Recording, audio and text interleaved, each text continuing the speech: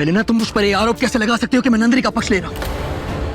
ये बात मत भूलो हेलेना कि मैं एक न्यायप्रिय सम्राट हूं। उस नाते मेरा एक कर्तव्य है कि मैं निष्पक्ष रहूं। और फिर मुझे मेरे आचार्य ने सिखाया है कि चाहे स्त्री कोई भी हो, उसका सम्मान संसार में सर्वश्रेष्ठ होता है, फिर चाहे वो स्त्री नंदिनी ही क्यों ना हो। और कोई किसी स्त्री के आचरण पर प्रश्न उठाए, ये बात मैं सहन नहीं करूंगा। मैंने वही किया जो मुझे उचित लगा, किंतु ये बात भी सत्य है कि आज उसी नंदिनी के कारण मेरे पुत्र की मां संसार में नहीं। हेलेना, उसने मेरे सबसे प्रिय मित्र को मुझसे छीन लिया है, और आज उसी के कारण मेरा पुत्र इतना पीड़ित है जिसमें उसका कोई दोष नहीं था। तो उस बात के लिए मैं जीवन भर उसे क्षमा नहीं करूंगा, जीवन भर मैं उससे घृणा करूंगा हेलेना। किंतु ये बात भी सत्य है कि अवश्य वो एक आरोपी है। उस आरोप का उसे दंड मिल चुका है। उसके पश्चात यदि उसके साथ कोई दुर्व्यवहार होता है तो उसकी रक्षा करना मेरा कर्तव्य बनता है हेलेना। और देखो हेलेना, वो अपने जीवन में आगे बढ़ चुकी है। उसके पश्चात यदि मेरे कारण उसे कोई समस्या होती है तो उस समस्या को दूर करना मेरा कर्तव्य है। वो चाहे कुछ भी करे, इस बात से मैं प्रभावित नहीं होता। मुझे क्षमा कर दो चंद्र, मुझे तुम्हें समझने में बहुत गलती हो गई। मैंने तो एक पल के लिए भी ये नहीं सोचा था। हेलेना,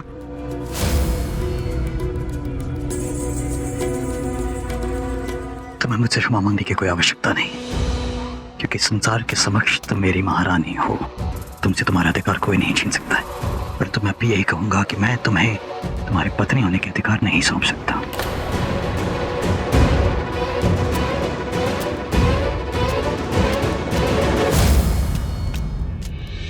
वो हम बाद में तय करेंगे चंद्र। जब तक तुम्हारे दिल में नंदिनी के लिए नफरत है, मुझे कोई फर्क नहीं पड़ता। वैसे भी मुझे यकीन है कि तुम्हारे दिल में एक ना एक दिन मैं अपने लिए प्रेम जगा ही दूंगी। अगली बार यदि आपको मेरी आवश्यकता हो तो मुझे अवश्य याद करिएगा। बहुत अच्छा नाटक कर लेता हूँ मैं। आप जो भी पात्र देंगी मुझे बखूबी प्रदर्शन करके दिखाऊंगा। जी धन्यवाद, आप जा सकते हैं। जी।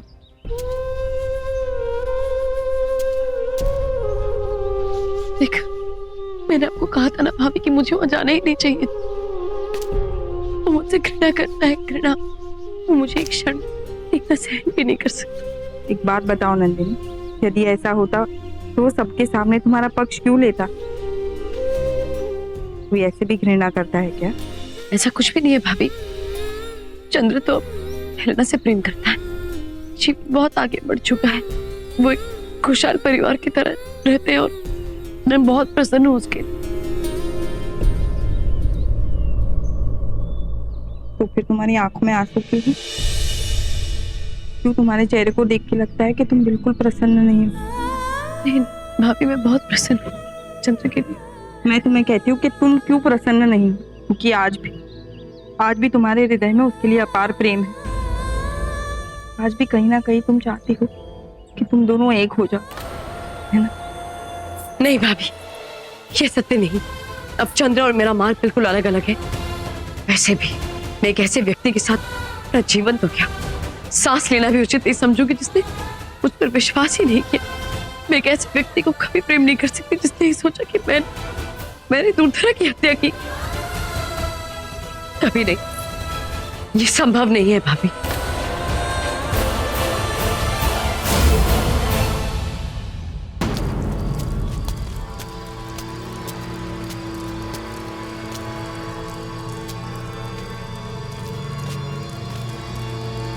मंत्री जी ने तो यही बताया था कि मुझे चंद्रिका का पति नहीं मिलेगा।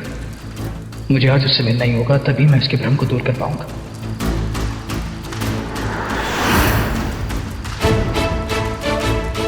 पूरा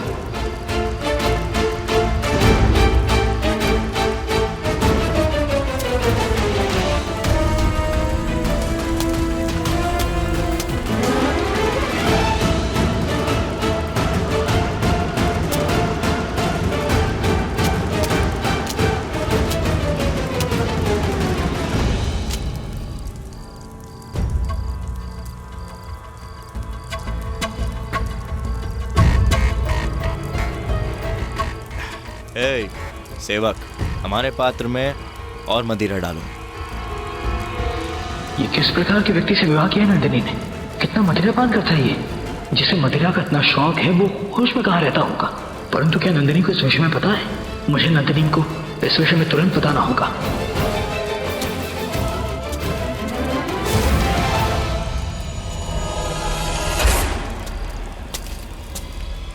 आप यहाँ? मैं घर पे आपकी कब से प्रतीक्षा कर रही हूँ और आप यहाँ मदिरा पान कर रहे हैं। और इस मदिरा पान में आप ये भी भूल गए कि आपकी पत्नी है और आपका एक शिशु भी है। क्या इसके जीवन में एक स्त्री और एक शिशु भी है?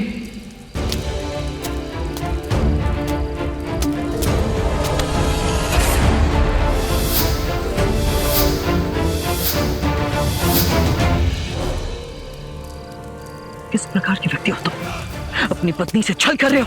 उस दिन महामहल में तुम चंद्रिका के साथ थे और आज किसी और के साथ हो। विवाहित होने के पश्चात तुम्हारी एक और पत्नी है, ऐसा नीच कार्य करते समय तुम्हें घिन नहीं आई?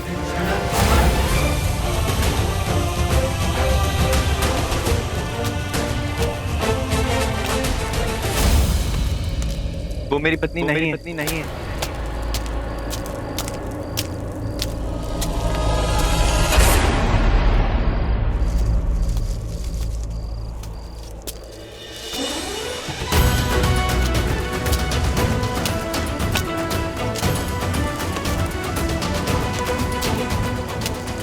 मुझे नंदिनी को बताना होगा कि किस प्रकार के व्यक्ति से विवाह किया उसने, जो इसी के साथ गद्दारी कर रहा है। अच्छा व्यक्ति नहीं है वो। मुझे नंदिनी को इस सब के विषय में बताना ही होगा। वो मेरी पत्नी नहीं है। किंतु उस व्यक्ति ने ऐसा क्यों कहा? क्या कहना चाह रहा था कि नंदिनी इसकी पत्नी नहीं? ये सब हो क्या रहा है और क्यों? क्या इसका अर्थ है कि मेरे समक्ष नंदिनी ने झूठे परिवार का स्वांग रचा था? नहीं, वो ऐसा नहीं कर सकती। और क्यों करेगी वो ऐसा? मुझे इस बात पर विश्वास नहीं हो रहा है। सत्य क्या है ये मुझे पता लगाना ही होगा।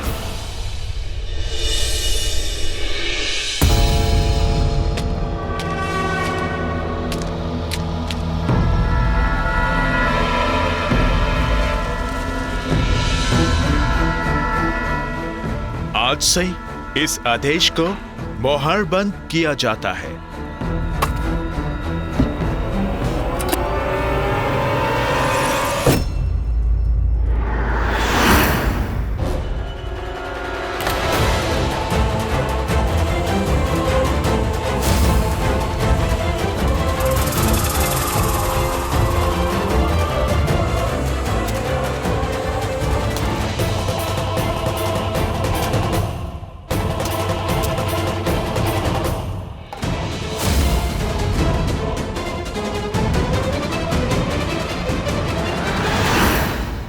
मगध के महामंत्री का यवन सभा में स्वागत है। हमें बहुत हैरानी हुई आचार्य कि आप आज यहाँ का रास्ता कैसे भूल गए। महल का ये हिस्सा तो आपके लिए विदेशी ही रहता है ना? भारत भूमि का कोई भी हिस्सा मेरे लिए विदेश कैसे हो सकता है? हाँ, परंतु इतना अवश्य है कि कुछ स्थानों पर मैं अति आवश्यक होने पर ही जाता हूँ। कुछ लोगों के बिल्कुल विपरीत। मैं मगध की मिट्टी से बना हूं और इसलिए यह कुछ भी मेरे लिए पराया नहीं है।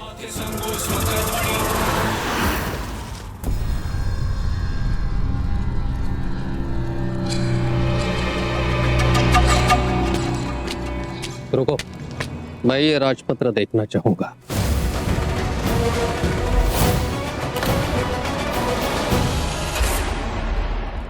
आचार्य चाणक्य जो भी देखना चाहते हैं उन्हें देखने दीजिए। आखिर वो मगध साम्राज्य के मुख्य महामंत्री हैं और ये नियम वैसे भी उन्हीं के द्वारा इस राज्य में लागू होगा।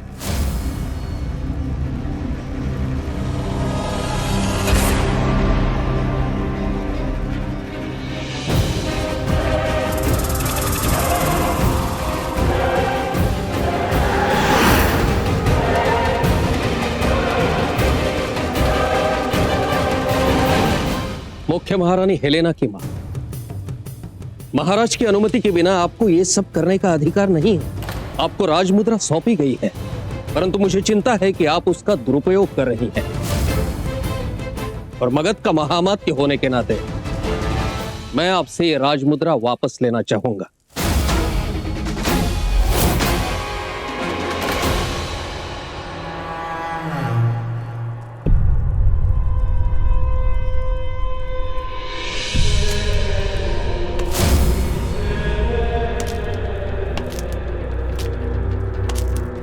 अभी क्या कहा आपने? यही, ये राजमुद्रा आपको वापस लौटानी होगी। नहीं आचार्य, उसके पहले आपने शायद हमें मुख्य महारानी की माँ कह के बुलाया। जी हाँ। हाँ, तो हम मुख्य महारानी हेलेना की माँ हैं और उन्होंने खुद ये मोहर हमें सौंपी है। महाराज की अनुपस्थिति में मुख्य महारानी द्वारा राष्ट्र के सारे निर्णय लिए जाते हैं और मुख्य महारानी की अनुपस्थिति में वो व्यक्ति निर्णय लेता है जिसके हाथ में ये मोहर होती है। और जैसा कि आप देख रहे हैं आचार्य, इस समय ये मोहर हमारे हाथ में है। क्षमा चाहूंगा आचार्य चाणक्य जी, किंतु क्या ये नियम आपने नहीं बनाया? क्योंकि नियम के अनुसार देखा जाए तो इस वक्त ये मोहर रानी अपामा के पास ही है। यदि ऐसा है तो आज मध्यरात्रि से पूर्व ये राजमुद्रा मेरे पास होगी।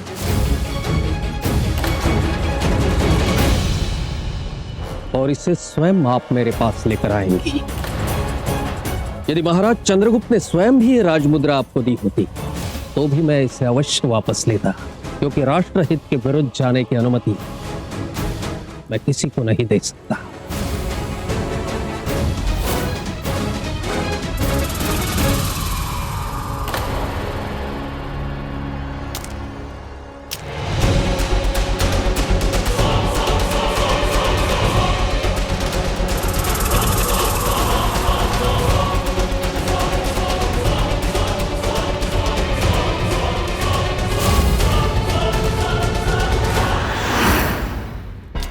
देखा कितनी चोट आई है आपको। क्यों करते हैं आप ऐसा?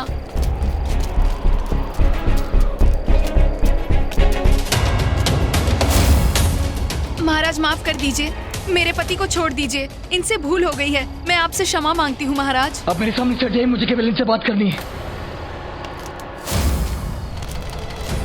मुझे बताओ कौन है तुम? महामहल में तुम चंद्रिका के पति बनकर आए थे और आज कह रहे हो कि ये तुम्हारी पत्नी है। ये सब हो क्या रहा है? क्षमा कर दीजिए मुझे महाराज चंद्रगुप्त, ये सब मेरी ही गलती है।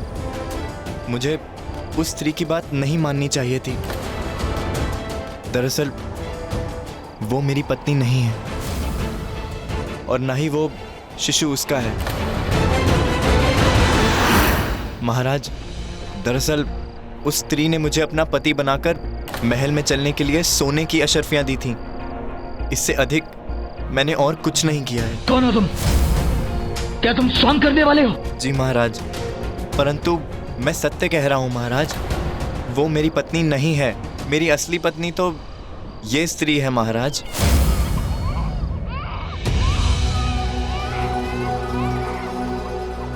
क्या तुम जानते हो कि सबके समक्ष इस भांति झूठ बोलने का दंड क्या है? क्षमा कर दीजिए महाराज, क्षमा कर दीजिए। मैं क्षमा मांगती हूँ। दोबारा ये उस स्त्री के निकट भी नजर नहीं आएंगे। धन की लालच में गलती से इन्होंने ऐसा किया है। दोबारा ये ऐसा नहीं करेंगे। मैं क्षमा मांगती हूँ महाराज।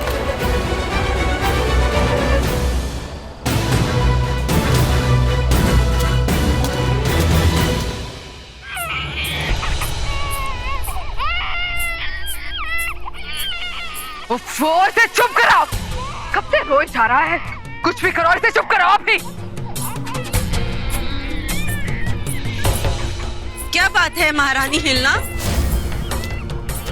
देखिए ना महारानी, ये कब से रोए जा रहा है। इसे इतना ज्यादा बुखार है कि ये चुप ही नहीं हो रहा है। मुझसे तो इसकी ऐसी हालत देखी नहीं जाती। सच में ऐसी माँ तो बहुत कम देखने को मिलती है। ये आपका अपना पुत्र नहीं है, फिर भी आप इसके लिए कितनी चिंतित रहती हैं। महारानी जी, आज आपने ये बात कह दी, परंतु ये बात दोबारा मत दोहराइएगा। बिंदुसार को मैंने जन्म नहीं दिया, परंतु ये पुत्र केवल मेरा ही है। मेरा उद्देश्य आपको पीड़ा पहुंचाना नहीं है महारानी। यदि फिर भी आपको मेरी बातों से पीड़ा पहुंची हो तो कृपया क्षमा कर दीजिए। ठीक है। वैद्य जी, ये शिशु चुप क्यों नहीं हो रहा है? आप कुछ करते क्यों नहीं? मैंने सभी उपचार कर लिए महाराज, कोई उपचार उस पर प्रभावी नहीं कर रहा है। आप शिशु को चंद्रिका के द्वारा बनाई गई औषधि दीजिए, उससे पीड़ा कुछ कम होगी। वो भी करके देख लिया महाराज, कदाचित इस शिशु को चंद्रिका के स्पर्श की आदत पड़ गई है। ऐसी स्थिति में औषधि से अधिक इस शिशु को उसके स्पर्श की आवश्यकता है। आपको उसे महल में बुला लेना चाहिए, नहीं तो ये शिशु चुप नहीं होगा। ठीक कहा आपने, मैं संदेशा चंद्रिका तक पहुंचा देता हूँ।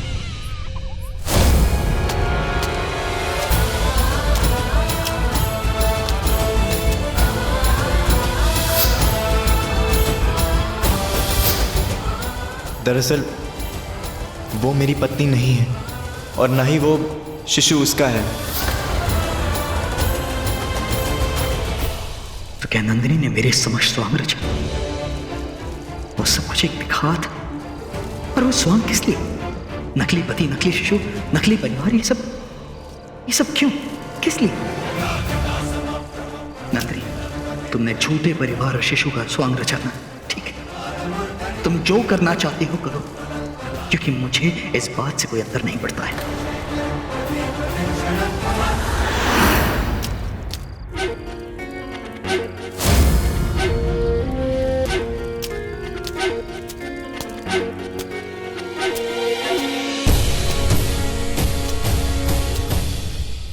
महाराज,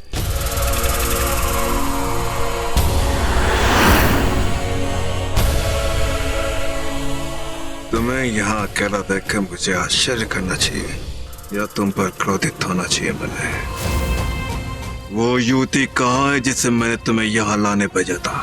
कहाँ है वो? महाराज, वो हम उस युवती को नहीं ला पाए।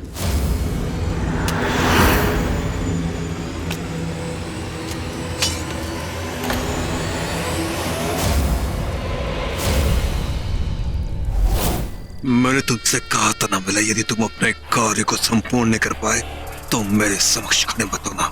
कहा था तुमसे? पहले तुम्हारे डाकू बिंदुसार को अगवा करने में सफल रहे, आज तुम उस युवती को यहाँ लेकर नहीं आ पाए। इससे मैं क्या समझू मलय?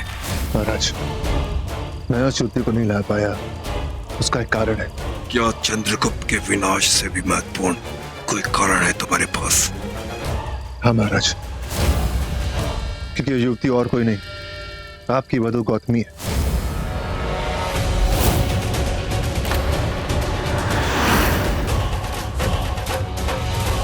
किंतु पिछली बार जब हमें उनके बारे में सूचना प्राप्त हुई थी तो ये पता चला था कि वो अपने भाई के राजमहल में वापस लौट गई हैं, क्योंकि चंद्रगुप्त ने उन्हें मगध के महल से निष्कासित कर दिया था।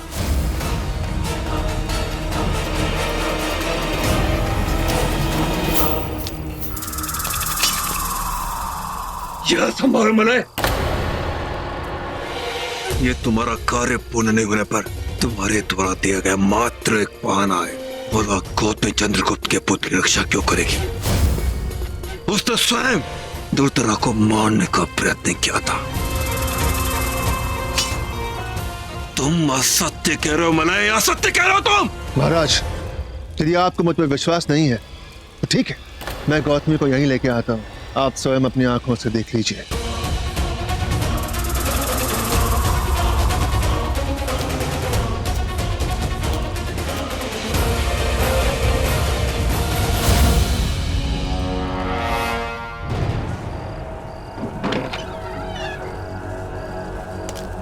क्या बात है?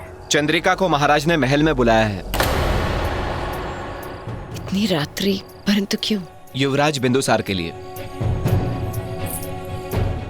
महाराज, चंद्रगुप्त ने मुझे स्वयं बुलाया है? नहीं, कलिंग नरेश महाराज ने आपको महल में बुलाने के लिए कहा है।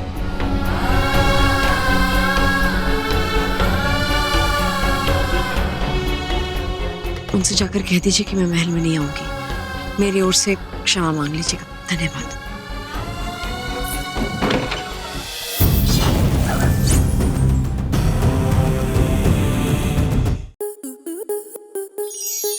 स्टार प्लस के ऐसे ही और बेहतरीन लम्हे देखने के लिए सब्सक्राइब करें हमारे YouTube चैनल को।